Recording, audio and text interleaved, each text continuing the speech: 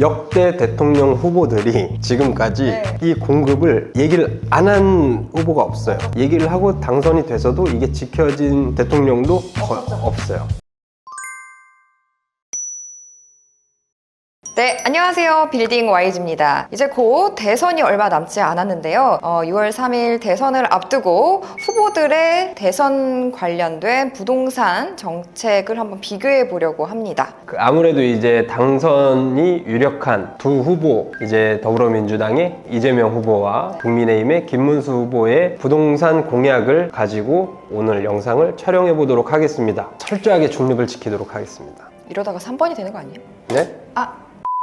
자, 그러면은 첫 번째 한번 이 주제에 대해서 다뤄보도록 하겠습니다. 자, 공급에 관련된 내용인데요. 이재명 후보가 250만 호를 공급하겠다 이렇게 공약으로 내세웠고, 김문수 후보도 전국적으로 신규 공급을 늘리겠다라는 공약을 하고 있습니다. 어떻게 보면 좀 비슷한 내용인데 이 부분 어떻게 비교를 해주실 수 있을까요? 일단 두 후보 자체가 이제 기본적으로 공약으로 내세운 거는 공급을 확대를 하겠다, 이 내용은 이제 동일한데 그 방법에서 조금 차이가 있기는 합니다. 공급을 그럼 어떻게 할 거냐에서 이재명 후보 같은 경우에는 이제 공공이 주도하에 이제 공급을 확대하겠다 이렇게 발표를 했고, 이제 핵심은 이제 수도권 정비 사업을 이제 활성화해서 기존에 있던 1기 신도시를 포함한 이제 재개발, 재건축 규제들을 완화를 하면서 신규 주택을 공급을 하겠다. 그리고 거기에 더불어서 이제 4기 신도시를 지정을 하겠다라는 얘기를 하셨는데, 대통령 후보라는 자리 자체가 나라의 운영을 정말 장기적인 플랜으로 본다라고 하면은 이 4기 신도시를 지정을 하는 것도 좋은 방향인데 아직은 3기 신도시도 제대로 완성이 되지 않았잖아요. 너무 먼 얘기기는 하지만 뭐 국가의 지도자가 될 사람으로서 충분히 제안할 수 있는 공약이다 이렇게 생각을 합니다. 공공주도로 이제 사업을 하겠다고 하면 LH나 SH. 그쵸.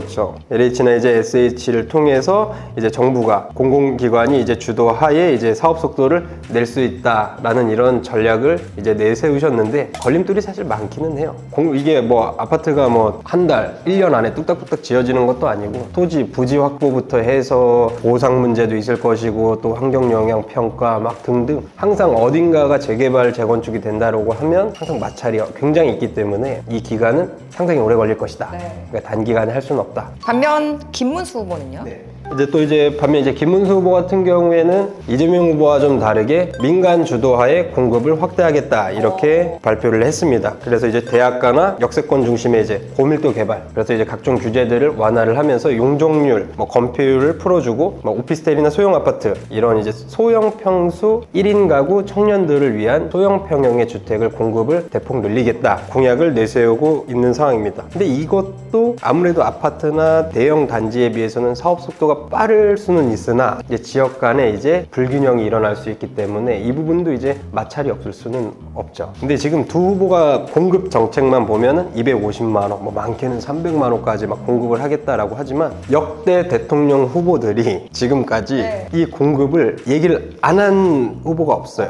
그리고 얘기를 하고 당선이 돼서도 이게 지켜진 대통령도 없어요. 그렇기 때문에 그래도 이런 의지가 있다. 부동산 경기를 어떻게 보면 더 좋게 하기 위해서 공약을 제시한 거다. 이 정도로만 봐주시면 될 것 같아요. 방향성 정도로만. 맞아요. 어차피 단기간에 이루어질 수 없는 공약이기는 해요. 네, 이번 대선에서 부동산 세금과 규제에 대한 부분도 견해가 좀 다른데요. 이 부분은 어떤 차이점을 보이고 있을까요? 이 두 당 자체가 원래 이제 각 당의 색깔이 있잖아요. 세금 같은 경우에는 좀 명확했었는데 이번에는 조금 달라진 기조가 보입니다. 민주당 쪽에서는 좀 바뀐 것 같아요. 이재명 후보 같은 경우에는 과거에는 이제 국토 보유세를 도입해야 된다는 이런 부동산에 대해서 강한 과세를 주장하기도 했었는데, 이번 대선은 이제 완전히 방향을 바꿨어요. 세제는 이제 가급적이면 이제 손을 대지 않고, 다시 말해서 이제 기존 세금 체제를 유지를 하거나 이제 완화하는 쪽으로 공약을 바꿨습니다. 이전에 대선 후보로 나왔을 때랑은 어떻게 보면 조금 반대되는 그런 세제 정책이 될 것 같고, 반면에 이제 김문수 후보 같은 경우에는 완화 그리고 규제 철폐 굉장히 강하게 밀고 있습니다. 그래서 이제 종부세를 폐지한다, 그리고 재건축 초과 이익 환수제를 이제 폐지를 하겠다, 그리고 비수도권 주택의 취득세 면제, 그리고 전면적인 규제 철폐형 모델을 공약으로 제시를 한 상황입니다. 김문수 후보 후보가 제시한 이 세제 정책 같은 경우도 시장에서 이제 단기적으로 이제 활기를 이제 불어넣을 수는 있겠지만 또 항상 언론에 보도되는 투기 수요가 몰릴 수 있다는 이런 단점이 있을 수도 있을 것 같습니다. 그다음에 또 2030 세대가 민감하게 보시는 게 주거 정책이잖아요. 청년 그리고 또 1인 가구, 신혼부부 세대와 관련된 정책들에 대한 해법 두 후보는 어떻게 제시하고 있을까요? 이 두 후보가 부동산 정책을 낸 것 중에 강조한 것도 2030 청년, 신혼부부, 1인 가구를 타겟으로 해서 공약을 좀 힘줘서 발표한 것도 있어요. 첫 번째 이제 이재명 후보 같은 경우는 이제 공공기숙사를 확대하고 청년 맞춤형 공공분양을 제안을 했습니다. 그리고 특히 이제 뭐 상생형 기숙사라고 해서 지역에 있는 대학들하고 협약을 맺어서 지방에 있는 청년들이 이제 수도권으로 많이 유입이 될 수 있게 이런 구조를 만들겠다라고 이제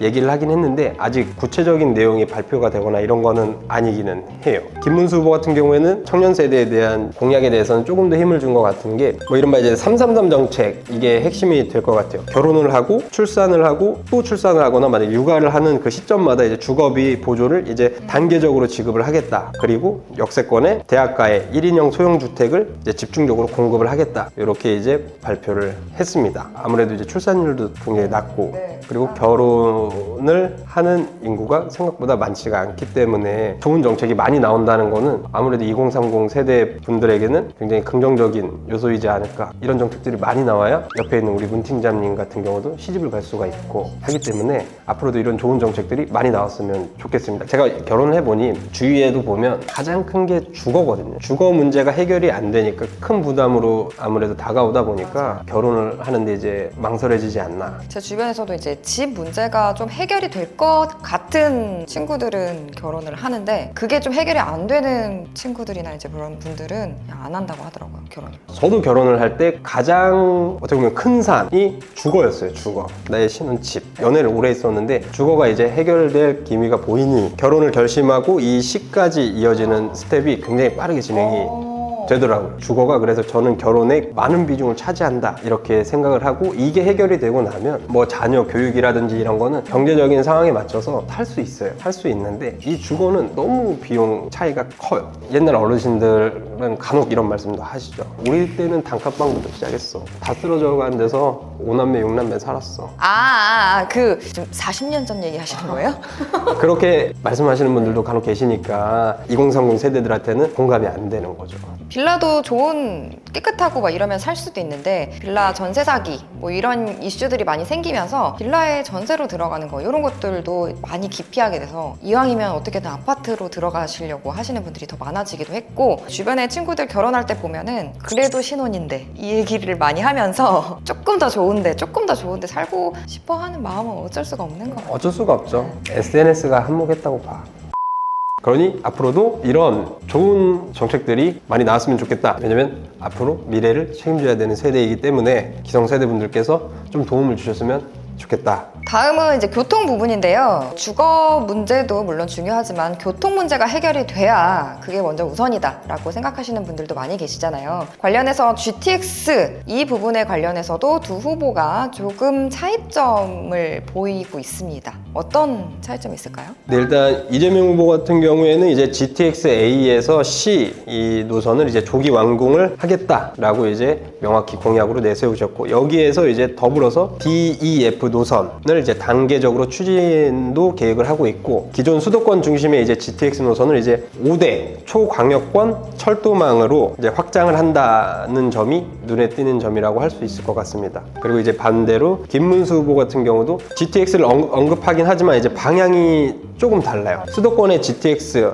이제 6개 노선 외에 이제 대전, 청주, 광주, 전주, 대구, 포항 등 이제 전국 주요 광역권을 연결하는 전국 급행 철도망을 구축해서 1시간 안에 생활권을 만들겠다라고 이제 공약으로 발표를 했습니다. 교통망을 더 넓혀서 생활권을 넓히겠다라는 이제 두 후보의 큰 취지는 비슷한 것 같지만 이재명 후보 같은 경우는 수도권 위주 그 외 지역이다라고 하면 김문수 후보 같은 경우에는 사이즈가 크긴 하네요. 전국으로. 비용이 뭐 어마어마하게 들 텐데. 많이 들겠죠. 어차피 많이 들고 부동산 공약뿐만 아니라 대부분 공약들이 나왔을 때 항상 얘기가 되고 있는 게 그럼 재원 조달은 어떻게 할 거냐라는 게 이제 항상 말이 나오지만 그거에 대해서 명확하게 답하는 후보는 없습니다. 그리고 아무래도 이제 지금 대선이 준비 기간이 길었던 것도 아니고 조기 대선을 치르는 과정이기 때문에 세부적인 내용들은 하나하나 해결해 나가지 않을까. 저는 뭐 두 후보 다 좋아하지만 저는 너무 비용이 많이 들어서 이게 될까? 다 돈이죠. 다 돈이죠. 다 돈인데